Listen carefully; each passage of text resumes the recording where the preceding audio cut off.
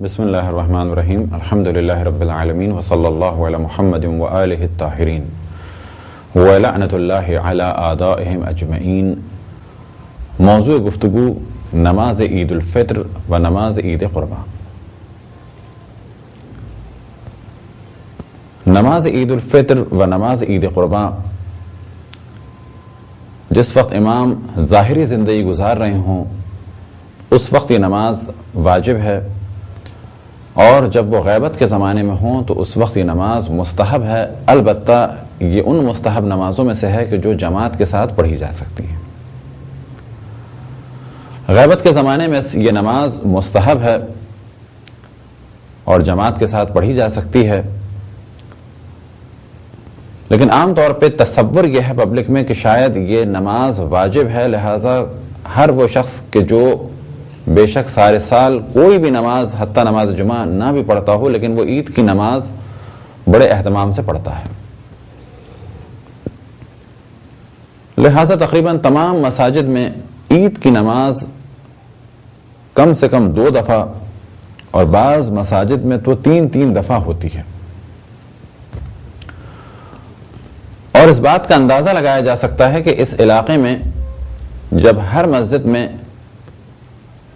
2 نمازیں ہو رہی ہوں یا 3 نمازیں ہو رہی ہوں، کیونکہ اتنا مجمع ہے تو اس کے معنی یہ ہے کہ اتنی پبلک مومنین کی یہاں پر ہے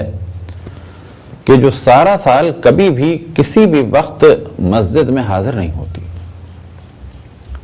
لہذا اگر اس اہمیت کو دیکھا جائے تو اندازہ لگایا جا سکتا ہے کہ عید کی نماز ایک خاص اہمیت کی حامل ہے، کیونکہ جو سارے سال کبھی بھی کہیں بھی نہ جاتا ہو لیکن عید کی نماز میں ضرور حاضر ہوتا ہے، اور اسی بات سے اندازہ لگایا جا سکتا ہے عید کی نماز کے خطبے کی اہمیت کا۔ یعنی اگر مسجد میں ہر روز واعظ کی جائے تو ممکن ہے کہ فقط چند افراد یا چند 100 افراد ہوں، اور اگر جمعے کو واعظ و نصیحت کی جائے تو اس سے زیادہ افراد ہوں گے،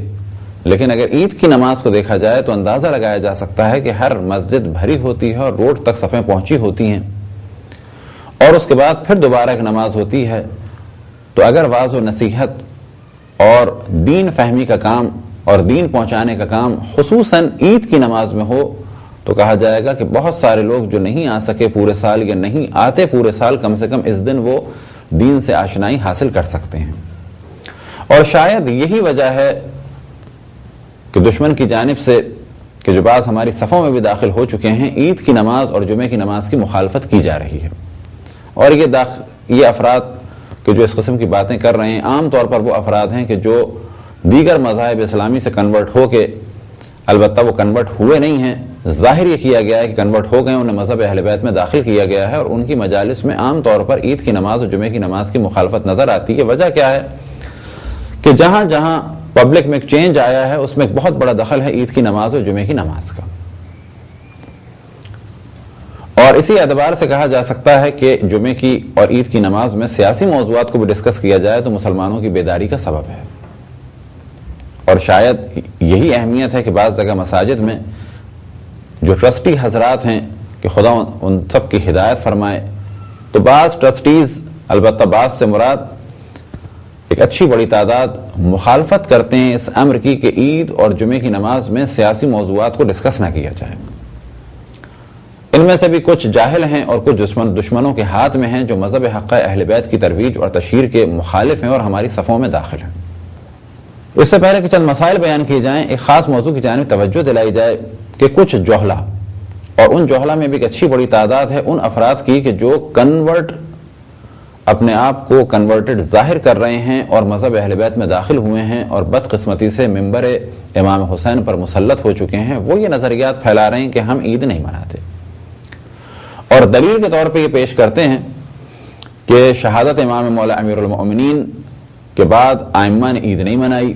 یا یہ کہ شہادت امام حسین کے بعد ائمہ نے عید نہیں منائی، تو یہ نظریہ بالکل غلط ہے۔ مولا امیر المؤمنین کے بعد بھی عید منائی گئی اور امام حسین علیہ السلام کی شہادت کے بعد بھی عید منائی گئی،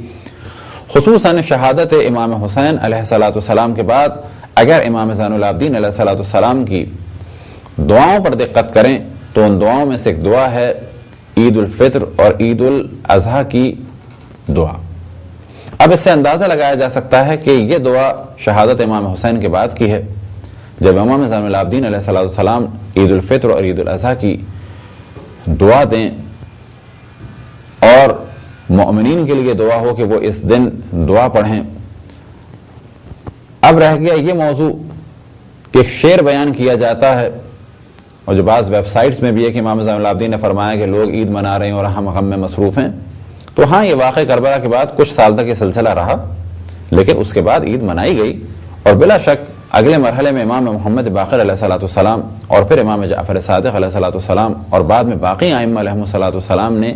عید بھی منائی، عید کے احکام بھی بیان کیے۔ لہٰذا عید کی نماز کا طریقہ ہو یا عید کے مستحب اعمال ہوں، غسل ہو، خوشبو لگانا ہو، اچھا لباس پہننا ہو، مومنین سے ملنا ہو، یہ ساری چیزیں واقع کربلا کے بعد بھی ائمہ نے بیان کی، اور کبھی بھی کسی امام نے یہ نہیں فرمایا کہ عید نہ منائی جائے۔ اب یہاں پہ ایک اور سوال ذہن میں آتا ہے کہ عید کے دن سوگ منایا جائے، تو کہا جائے گا عید کے دن سوگ منانا تعلیمات ائمہ کے بالکل خلاف ہے، ہمیں عید منانی ہے جس طریقے سے ائمہ نے عید منانے کا حکم دیا۔ رہ گیا مسئلہ یہ کہ عید کے دن گانے سنے جا سکتے ہیں، تو یاد رکھیں عید ایک مقدس دن ہے، چاہے واقع کربلا ہوتا یا نہ ہوتا، گانے سننا تو ہر صورت میں حرام ہے۔ اب اگر کوئی عید کو یوم سوگ کہے یا سیاہ لباس پہنے تو یہ تعلیمات ائمہ کے بالکل خلاف ہے، اور کسی بھی شخص کو یہ حق نہیں پہنچتا کہ وہ اپنے آپ کو ائمہ علیہم السلام سے زیادہ واقع کربلا سے محبت کرنے والا ثابت کرنے کی کوشش کرے، کیونکہ جب امام زین العابدین علیہ السلام ہی نماز عید الفطر اور عید الفطر کی دعائیں اور عید الاضحیٰ کی دعائیں بیان کر چکی ہیں، تو پھر اب کسی بھی شخص کو، خصوصاً جو دشمن ہماری صفوں میں کنورٹ کر کے ظاہر کنورٹڈ شیعہ بنا کر داخل کیے جا رہے ہیں، ان سے امت کو بچنا چاہیے۔ اب یہ کہنا کہ عید کے دن امام حسین کا ذکر نہ کیا جائے، تو ہم جواب دیں گے عید کے دن امام حسین کا ذکر کیا جائے، لیکن اس طریقے سے کیا جائے جس طریقے سے ائمہ علیہم السلام نے ارشاد فرمایا ہے، اور وہ ہے ذکر امام حسین کس صورت میں؟ زیارت روز عید فطر اور زیارت روز عید الاضحیٰ کی صورت میں زیارت پڑھیں امام حسین کی۔ کیا امام حسین پہ عید کے دن رویا جا سکتا ہے؟ تو کہا جائے گا اگر دوران زیارت آنسو بہہ جائیں تو بلا شک اس سے بڑھ کر کوئی بھی عمل نہیں ہو سکتا، لیکن یہ کہنا کہ ہم عید نہیں مناتے، اس کا حق کسی بھی شخص کو نہیں پہنچتا۔ اور پھر ہم توجہ دلائیں کہ کیونکہ ایک بہت بڑی تعداد عید الفطر میں شریک ہوتی ہے، اس کے خطبے کی بہت زیادہ اہمیت ہے، تو کوشش یہ کی جا رہی ہے کہ مومنین کسی بھی ایسی ایکٹیویٹی میں شریک نہ ہوں کہ جس سے لوگ بیدار ہوں۔ لہذا خصوصاً ہمارے انڈیا پاکستان میں دیکھا جا سکتا ہے کہ مساجد میں مساجد کی انتظامیہ کی جانب سے مومنین کی تعلیم و تربیت کے لیے تو کسی قسم کا کوئی کام ہی نہیں ہوتا۔ ہاں، یہ ہو سکتا ہے کہ سارے سال چندہ جمع کیا جائے، اس کے بعد کسی انتہائی بے دین قسم کے اور جاہل قسم کے ذاکر کو 10 لاکھ روپے دے کے مومنین کو دین سے دور کروایا جائے، یہ تو ہو رہا ہے۔ لیکن ایک عجیب تعجب کی بات ہے کہ سال کے 365 دن مساجد کی انتظامیہ کی جانب سے مساجد میں آنے والے مومنین اور مومنات کی تعلیم و تربیت کا ذرہ برابر اہتمام نہیں کیا جاتا، بلکہ بعض جگہ تو عالم یہ ہے کہ اگر مساجد میں درس رکھنا بھی چاہیں تو انتظامیہ اجازت نہیں دیتی۔ تو اس جانب توجہ رہے بانیان مجالس کی اور مساجد کی انتظامیہ کی کہ ان پر ایک ذمہ داری عائد ہوتی ہے ہدایت کے حوالے سے، اگر وہ ہدایت کا کام انجام نہیں دے رہے تو گناہگار ہیں، اور اگر وہ ہدایت کی راہ میں رکاوٹ بن رہے ہیں تو گناہگار کے علاوہ بہت ہی سخت ترین سزا میں مبتلا ہوں گے، کیونکہ وہ اللہ سبحانہ و تعالیٰ کی راہ ہدایت میں حائل ہو رہے ہیں۔ یہ ایک مختصر گفتگو تھی عید کے حوالے سے۔ بس مومنین عید منائیں اور ساتھ میں زیارت امام حسین پڑھیں، اور اگر آنسو بہہ جائیں تو نور علی نور، لیکن عید منانی ہے اور اس کو یوم سوگ نہیں منانا ہے۔